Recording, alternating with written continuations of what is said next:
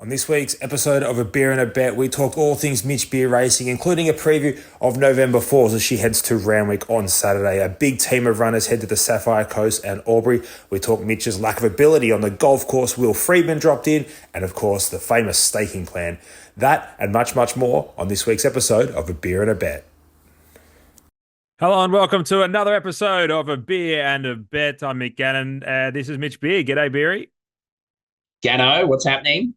Mate, living the dream. We just had a runner up at Wyong. She looked all right, didn't she? One for the Black Book, Shalook. Yeah, super. She was about as fat as me leading into her first up run. She trialled really well, but yeah, just peaked on her run there the last 100 meters. I think she ran fifth, beaten a couple of lengths, but she'll improve out of sight. Be looking forward to her second up run. First up last preparation, she turned her head in the gates, walked out of the barriers, got beat 20 lengths, and went back to the trials. So we're we're a long way in front this preparation, but she's been a little beauty. Like, we paid 25 grand for her at the Broomere sales, half to a stakes horse, as a maiden, and I think she's earned like 120 grand now. She's won like four. And she'll win another couple this preparation. So yeah, she's been a little ripper. Love that. Yeah, nice little start. Definitely in the black book. Looking ahead here, maybe we're going to preview a few runners over the weekend. Randwick, Sapphire Coast and beyond. Bit of a track work whisper. New little we call it a segment. In the potty here. Welcome to the stable. We've got a few new additions to the stable this week, and of course the open day will touch on that and the staking plan. Steph sent through her staking plan, and if you jumped on Herb, you'd be have full pockets. So hopefully we can repeat the dose there. But Beery, kick us off. I got a message here from a J Moss suggesting that recent performance at Cabramatta Golf Course was possibly the worst in recent history. If it was a race, I'd have an embargo for poor performance and go back to the trials. You know what? I've normally got Mossy's measure on the golf course, and I just think I let my guard down. I just think I went there just thinking no prep, just thinking I had him on toast, and Mossy and his 16-year-old son absolutely destroyed me, and yeah, it was not pretty. It was I spent more time in the bunkers than Saddam Hussein. So it was a very, very average day at Cabramatta.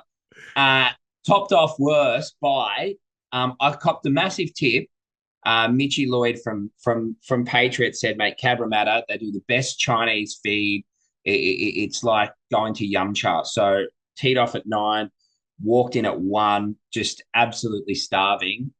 No, kitchen closed Monday, Tuesday. They had a couple of cheese and ham sandwiches behind the counter that had been there since grand final day. So it was just the most putrid day. And I drove back, got back here at 2:30 and helped do the afternoon shift and fed up. So we've had no runners. I got my ass handed to a golf. It's been a shit week, to say the least. Yep, good stuff. We're hoping to turn it all around, and November 4 is a horse that, well, she just keeps turning up, putting in there, and similar to the Great Northern you have got in your hand there, in the midway. She's $8 into, well, nearly 380, would you believe? I hope she's a bit better than that Great Northern that I'm having. I hope she's got a lot more upside than that. But yeah, again, I mean, she's just a prime example of how great racing is here. I mean, she's earned 60 grand, more than 60 grand this prep, hasn't won a race, Yeah. second, third, in really good pride. And she's honestly, like, you trying to find that length or two, but she's probably just running into her best and finding one or two better. She's not the most talented mare, but she's super honest.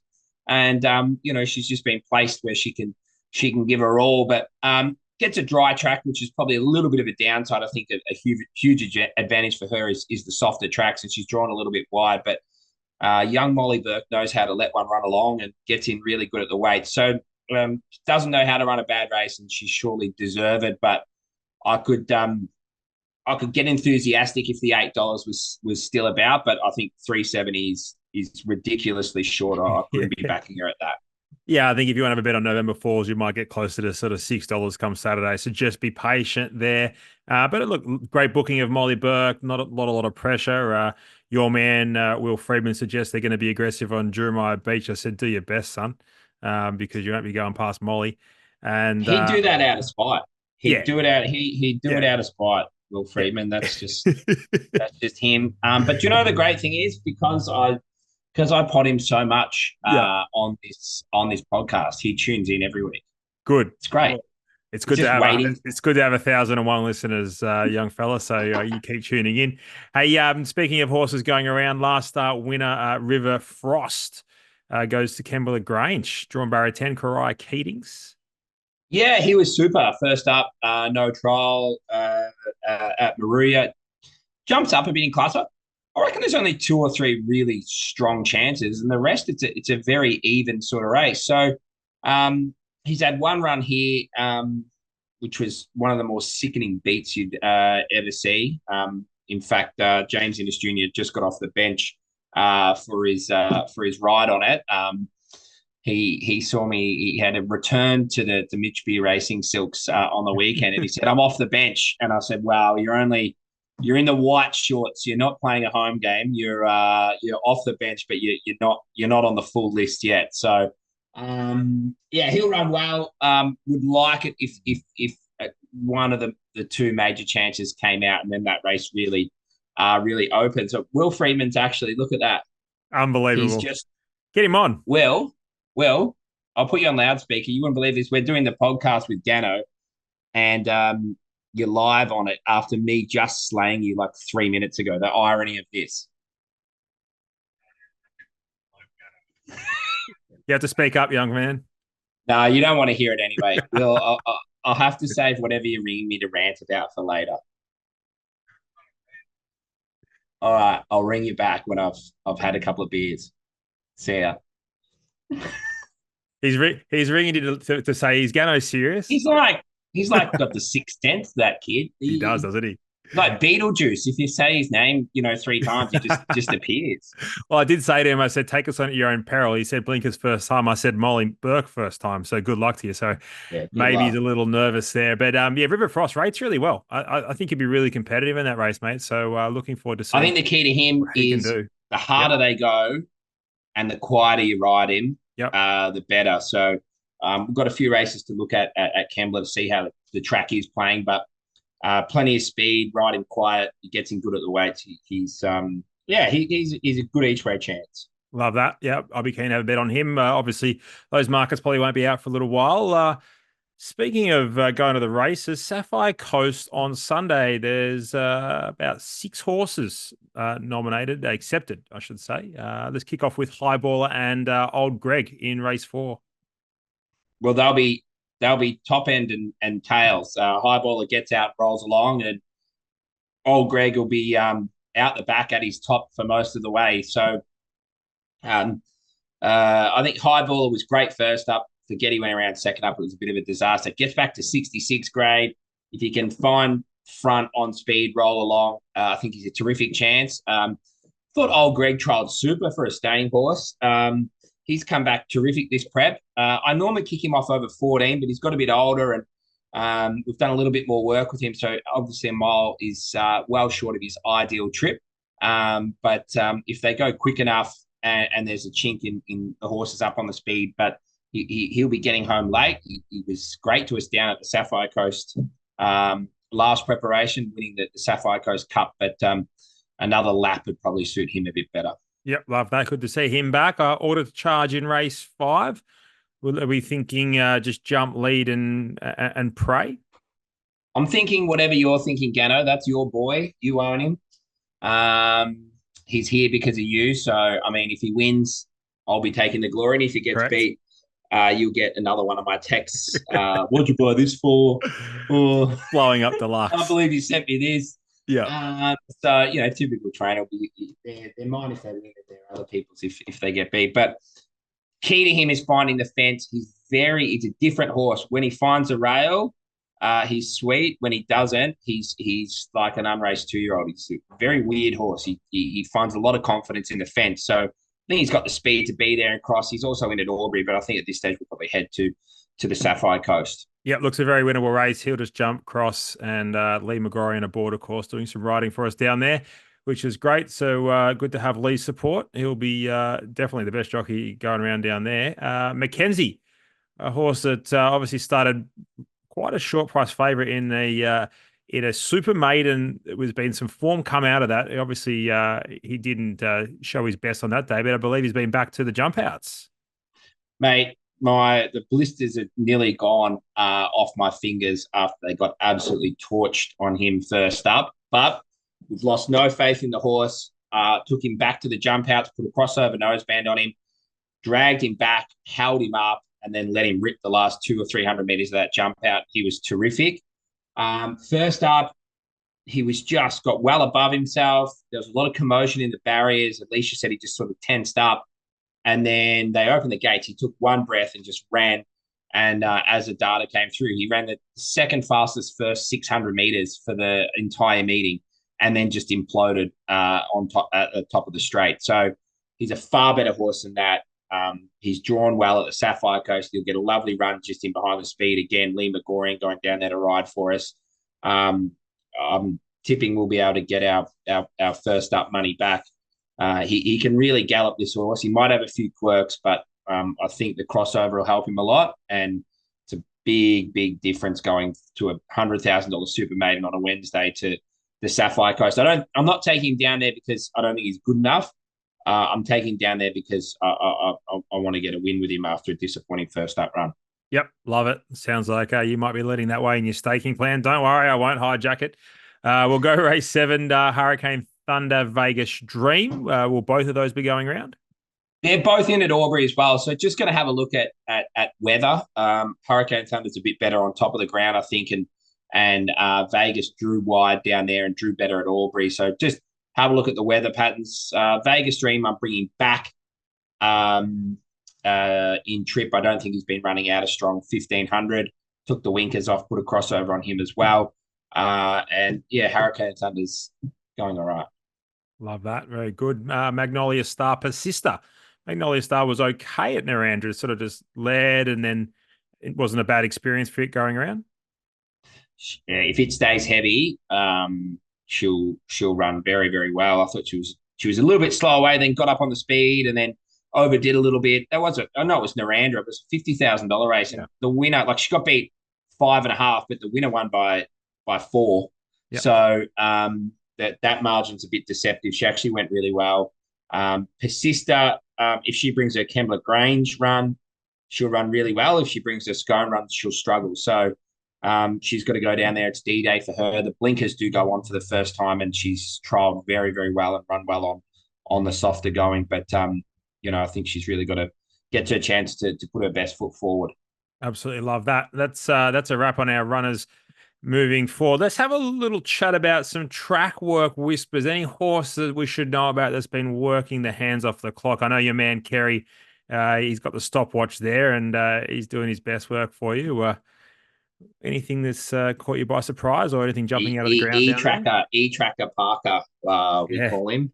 I reckon he had 3 clocks going, one around his neck and one in each hand the other day. He's like a snake charmer clocking things. He's a guru. So what's been working well here? I'll run through a couple that I think have been. I love the way Fumiko settled in. I think she's a ripper for what we paid with her. Zipperlist has come on really well since his win at Newcastle. God bless him. He's drawn 87 and his 57th emergency, so he won't be going around this week. But might take him to the midway next week over 1400. I think he's a horse that's got really good ability. Had a couple of 2-year-olds jump out on Tuesday. Yeah, they really surprised me. They're not surprised me. Like they've been working well, but I didn't think they were forward enough to do what they did. And that was Naughty Sort, to Sort Filly, half the Zipperlist that we didn't pay much money for as a weanling. And then I'm hoping for a good luck story. We've got a horse there called Only Falls Rush In, a little Shalar that we paid $5,000 for, and there's a lot of people in that horse that have had a bit of bad luck, and a few horses go amiss that we just put them in. And he jumped out enormous. So I'm rooting for him. I hope he can go on with the job. He looks like he's got good ability, and it'd be great. A lot of people that horse are really stuck solid through some bad luck in our stable, and it'd be great for him to step out. But yeah, they're going to both head to Hawkesbury and trial next Monday. Absolutely love that. It's always good when you stick strong and you get a result. So can't wait to watch that horse. That'll be very, very good. Hey, bit of a welcome to the stable this week. A bit of a new idea. Steph Grantel having, putting the dotting the I's, crossing the T's, the final touches on these podcasts, making sure we just don't Like an dribble about. AA meeting. Yeah, yeah, yeah. People announcing them that, hi, my name's Greg. I've been with Mitch Beer Racing 3 months. That's it. And I need help.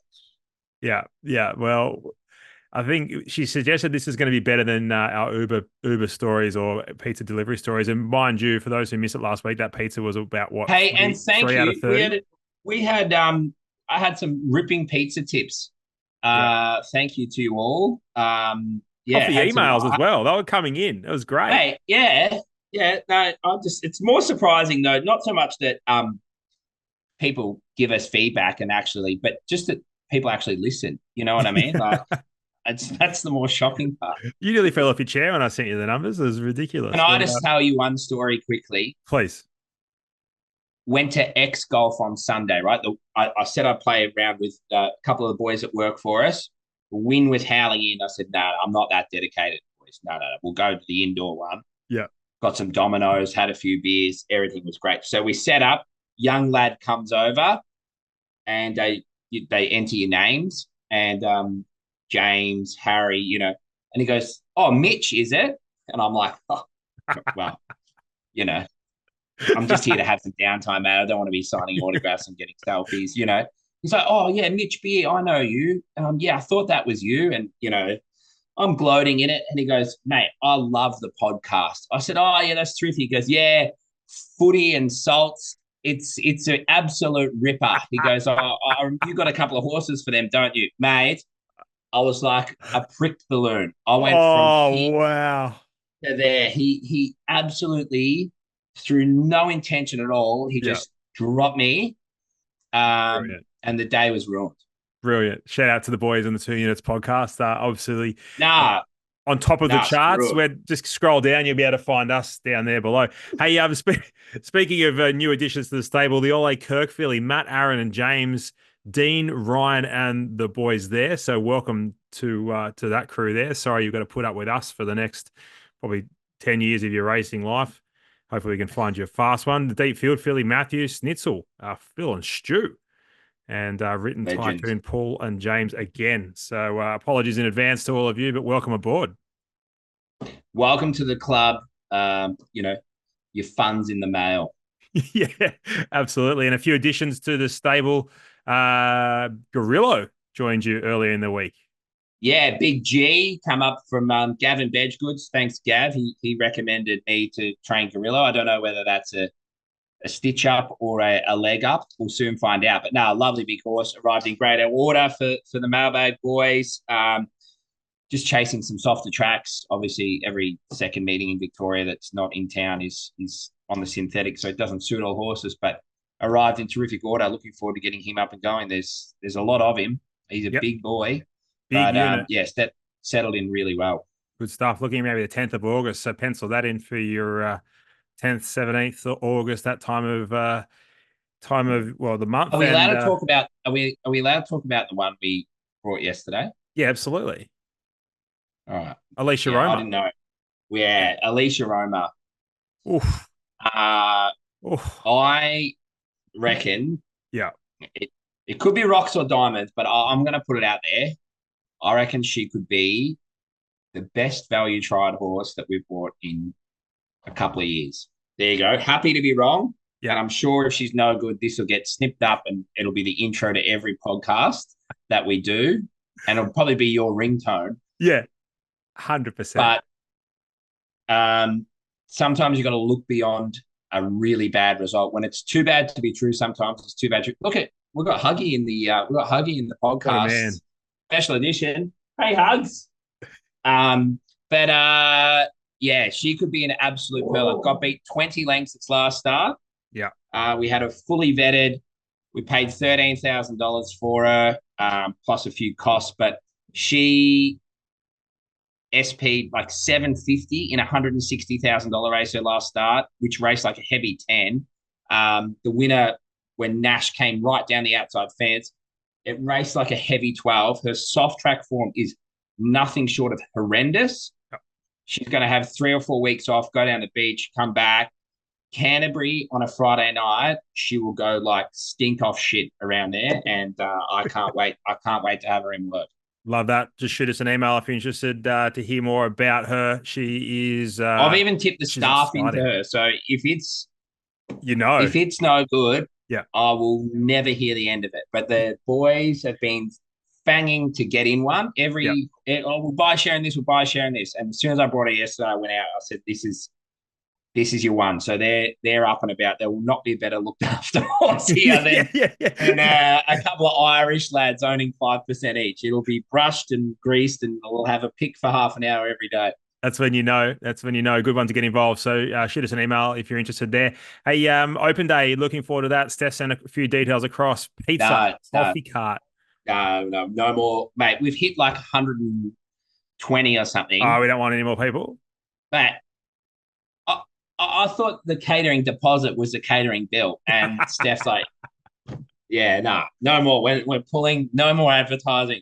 Love it. Pony rides for the kids as well. So that'll be good. A few horses going around. LA Kirk, Deep Field, Headwater filly, and the Flying Artie filly. So come on down. If you've backed a few winners, now's the time. If you had something on Herb, now's the time to get involved because it's going to be exciting time And ahead. everyone, I'd be good because um, Steph. Some people think Steph is AI. Like she's this Yes. behind the scenes. She's just elite. She gets everything done. She replies to emails like before I've even seen them. But she's so good. She doesn't. She would not many people get to see her much because she's too busy just working.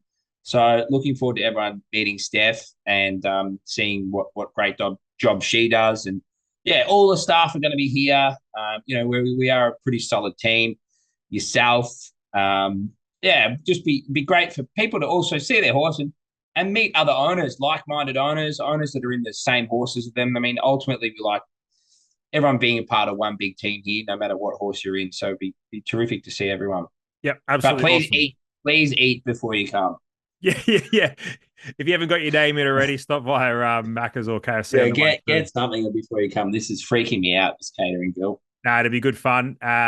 Really looking forward to that, mate. Going to be a really good day. Hey, let's wrap it up with a staking plan. Kick us off. I'll give you $100 to spend, and I'd imagine about the moment you'd be sitting last, so you've got a bit of a job ahead of How you. am I not in front of you?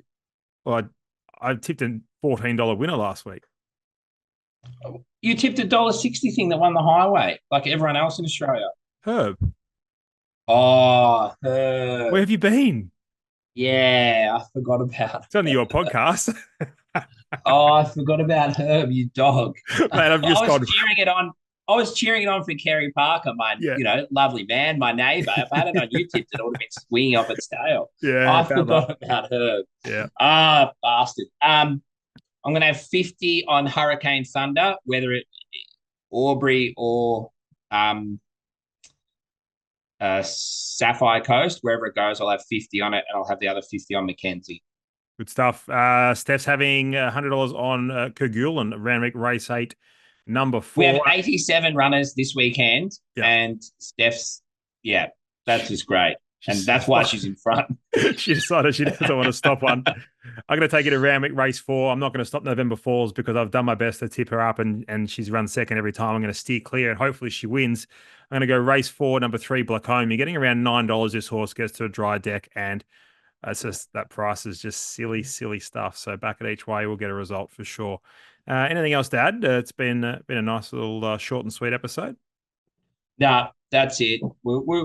I think if you spread the love this weekend, I think we'll jag a winner or two between a few different venues. Don't go silly, but I think if you had $5 on every one of our runners from Saturday till Monday, I think you'll come out in front.